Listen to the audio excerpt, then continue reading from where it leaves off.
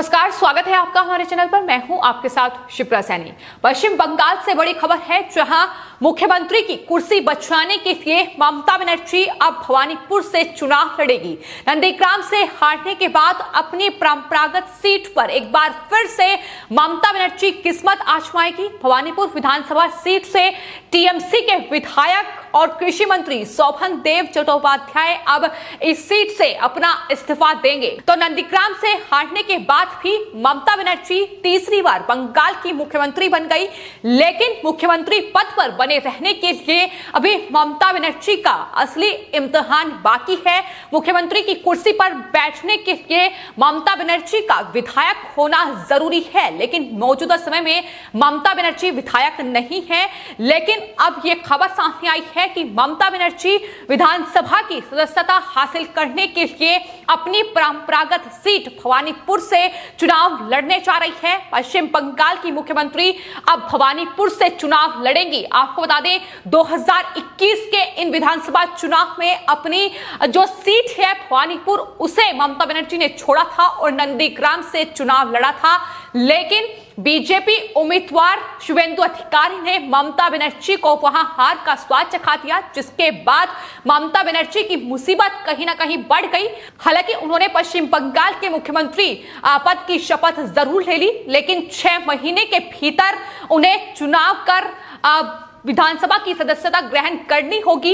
यह मुसीबत ममता बनर्जी के सामने थी, लेकिन अब वो भवानीपुर से चुनाव लड़ेंगी, जहां से मौजूदा समय में आपको बता दें टीएमसी के विधायक शोभन देव चट्टोपाध्याय हैं। उन्होंने ही इस बात की जानकारी दी है कि दरअसल वो अपने पद से इस्तीफा दे रहे हैं और ममता बनर्जी के लिए ये सीट खाली कर रहे हैं। हालांकि इसके बाद शोभन देव चट्टोपाध्याय को किस सीट से उम्मीदवार बनाया जाएगा, कहां से उम्मीदवार बनाया जाएगा, इसको लेकर अभी कोई जानकारी नहीं है। उन्होंने कहा है कि इसका फैसला मुख्यमंत्री ममता बनर्जी ही करेंगी। लेकिन फिलहाल ममता बनर्जी को लेकर यह बड़ी खबर है। भवानीपुर 2 बार भवानीपुर से विधायक ममता बनर्जी रह चुकी हैं और उसके बाद उन्होंने नंदीग्राम इस बार चुना था, लेकिन नंदीग्राम में शुभेंदु अधिकारी ने ममता बनर्जी को हराया और उसके बाद लगातार ये सवाल उठ रहा था कि आखिर अब मुख्यमंत्री की कुर्सी पर बने रहने के लिए ममता बनर्जी को जो उपचुनाव लड़ना है, आखिर वो कहां से ये चुनाव लड़ेंगी। तो एक बार फिर से उन्होंने अपनी परंपरागत सीट भवानीपुर को चुना है, जहां से वो 2 बार विधायक रही हैं और यहीं से वो अपने वोट का इस्तेमाल भी करती हैं।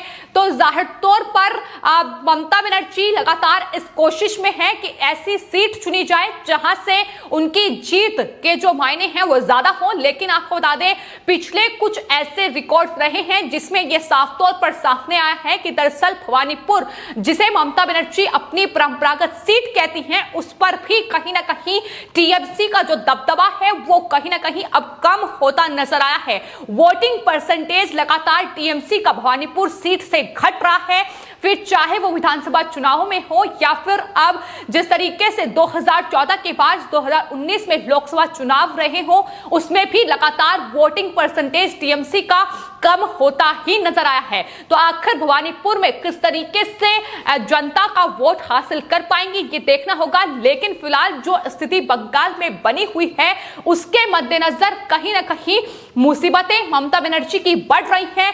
बतौर मुख्यमंत्री ममता बनर्जी लगातार घिरती नजर आ रही हैं और यही वजह है कि कहीं ना कहीं उनके लिए ये जो राह है बहुत मुश्किल आने वाले वक्त में होने जा रही है, क्योंकि फिलहाल राज्य में जिस तरीके के हालात बने हुए हैं, उसके मद्देनजर लगातार ममता बनर्जी घिरती नजर आ रही है। तो नंदीग्राम का जो चुनावी रण था उसे कोई नहीं भूल सकता है। जिस तरीके से ममता बनर्जी टीएमसी की ओर से और वहीं बीजेपी की ओर से शुभेंदु अधिकारी चुनाव मैदान में थे और लगातार कांटे का मुकाबला देखने को मिल रहा था और कहीं ना कहीं इन विधानसभा चुनाव का एपिसेंटर भी नंदीग्राम की सीट ही बनी हुई थी। जिस तरीके से वहां लगातार राजनीतिक बवाल भी देखने को मिला, बीजेपी और टीएमसी आमने सामने थी। जब भवानीपुर को छोड़कर ममता बनर्जी ने नंदीग्राम को चुना तो उस वक्त भी लगातार बीजेपी ममता बनर्जी पर प्रहार करती नजर आई। उन्हें साफ तौर पर कहा कि दरअसल हार के डर से ममता बनर्जी ऐसा कर रही हैं क्योंकि भवानीपुर में उनका जो वोटिंग परसेंटेज है वो लगातार घट रहा है और अब ममता बनर्जी को बतौर विधायक वहां पसंद करता कोई नजर नहीं आ रहा है और यही वजह है कि उन्होंने इस हार के डर से ही नंदीग्राम की इस सीट को चुना।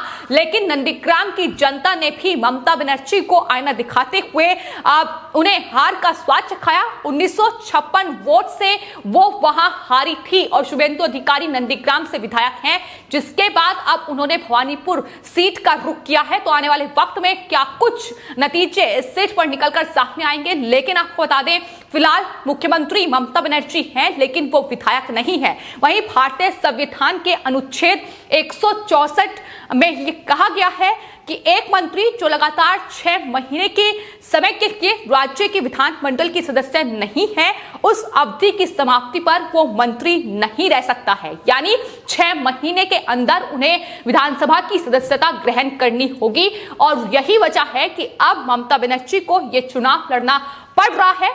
अगर उन्हें मुख्यमंत्री के पद पर रहना है तो इन चुनाव में जीत हासिल करनी होगी। वहीं इस बीच सवाल ये भी है कि अगर ममता बनर्जी ये चुनाव हार जाती हैं, अगर भवानीपुर सीट से वो चुनाव हार जाती हैं तो आखिर क्या होगा।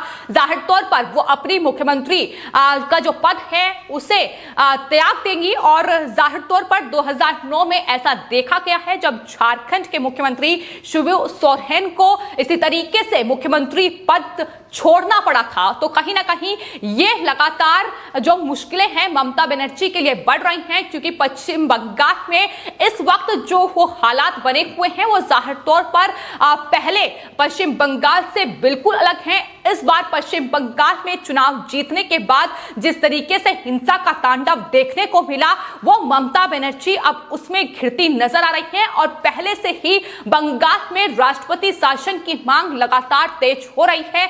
ममता बनर्जी को बतौर मुख्यमंत्री अब बंगाल की जनता ही पसंद करती नजर नहीं आ रही है। जिस तरीके से वो लगातार वहां हिंसा को दावत दे रही है, लगातार टीएमसी के इन गुंडों को संरक्षण देने का काम कर रही है और यही वजह है कि ये जो पूरी कहीं ना कहीं राह होगी आने वाले वक्त में ममता बनर्जी के लिए मुश्किलों भरी हो सकती है। भले ही उन्होंने अपनी परंपरागत सीट भवानीपुर को चुना हो, भले ही उन्होंने उस सीट को चुना हो जिससे 2 बार वो विधायक रह चुकी हो, लेकिन फिलहाल जो बंगाल की असल तस्वीर है वो ममता बनर्जी के लिए कहीं ना कहीं मुसीबत बनी हुई है। ये ममता बनर्जी को नहीं भूलना चाहिए, क्योंकि जिस तरीके से लगातार उनका तानाशाही शासन जारी है और आपको ये भी बता दें कि भवानीपुर जो सीट है उस पर गुजराती जो लोग हैं उसकी संख्या काफी ज्यादा है और बीते कुछ सालों में बीजेपी ने वहां अपना दबदबा बनाया है। ये साफ तौर पर आंकड़े बयां करते हैं कि टीएमसी का वोटिंग परसेंटेज भवानीपुर सीट से लगातार घटता ही नजर आया है। ऐसे में भवानीपुर की जनता अब ममता बनर्जी को क्या आईना आने वाले वक्त में दिखाएगी ये देखना होगा। लेकिन फिलहाल एक बार फिर से जो घमासान है कहीं ना कहीं वो शुरू हो चुका है। जिस तरीके से नंदीग्राम में बीजेपी और टीएमसी आमने सामने थी, लेकिन जीत बीजेपी ने हासिल की, शुभेंदु अधिकारी वहां से विधायक बने। हालांकि उस वोट को प्रभावित करने के लिए उन वोटर्स को किस तरीके से डराया और धमकाया जाए इसकी तमाम कोशिशें ममता बनर्जी की ओर से वहां भी की गई। हिंसा की बानगी नंदीग्राम में भी देखने को मिली, लेकिन कोई भी फायदा ममता बनर्जी उठा नहीं सकी और नतीजा ये रहा कि बीजेपी ने नंदीग्राम की ये सीट हासिल की।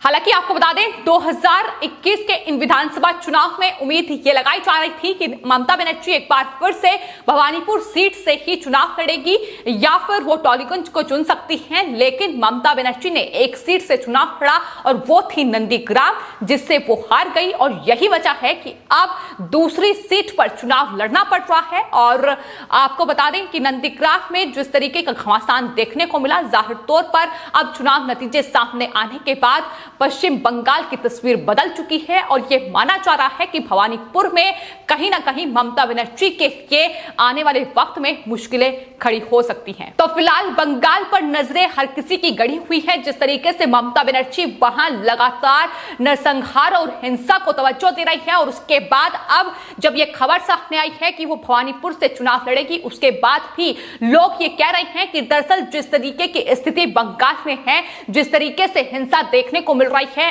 इस माहौल में ममता बनर्जी भवानीपुर से चुनाव जीत ही नहीं पाएंगी, क्योंकि लगातार जिस तरीके के हालात बंगाल में बने हुए हैं, कहीं ना कहीं अब वो टीएमसी वोटर्स भी पश्चिम बंगाल की मुख्यमंत्री ममता बनर्जी और टीएमसी से नाराज दिखाई दे रहा है, जिन्होंने टीएमसी को वोट किया था, लेकिन उनका साफ तौर पर यह कहना है कि उन्होंने इस हिंसा, इस आगजनी और पथराव के लिए टीएमसी को वोट नहीं किया था, जिस तरीके की बानगी पश्चिम बंगाल में देखने को मिली है। और वहीं जिस तरीके से बीजेपी वोटर्स को निशाने पर लिया गया है, उसके बाद भी नाराजगी ममता बनर्जी के खिलाफ जाहिर तौर पर बढ़ रही है।